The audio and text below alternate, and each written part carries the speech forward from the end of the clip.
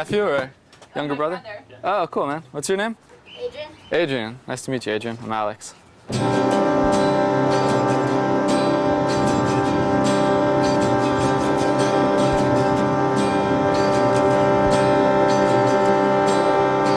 I wanted to make a film, but I had no money. I didn't know where to get started. And I was in San Francisco for a 4th of July weekend, and I happened to meet Joel Cohen at a backyard barbecue. So I went up to him and I asked him, what advice would you give to a 25-year-old who's interested in filmmaking? And he told me, make the film that you can make. And that's how I ended up in Gaza.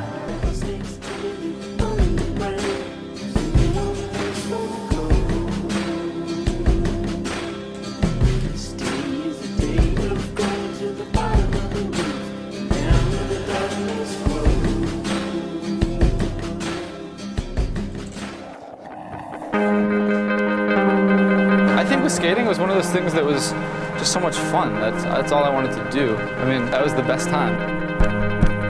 I was really lucky in the sense that I grew up in San Francisco. It was such a good place to be a skateboarder. There's so many spots, and there are the hills everywhere.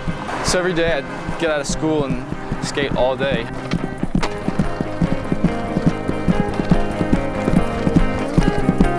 Making skateboard videos and being a part of that, it forces you to think about composition and editing and music and all these things which really come into play in filmmaking as well.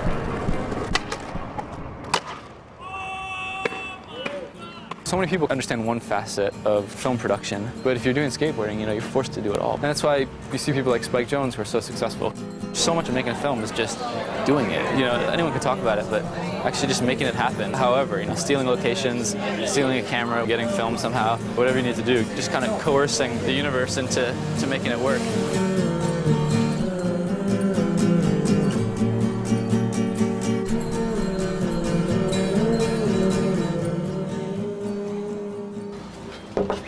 I made the film with 3 other guys, and they were amazing. They were so supportive and they worked so hard. They all took 2 months out of their lives just to go to Israel and make this film.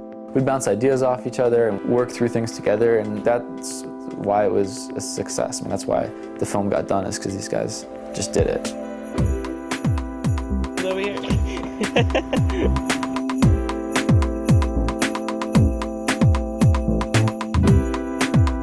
Let's go in here. I'll show you a map.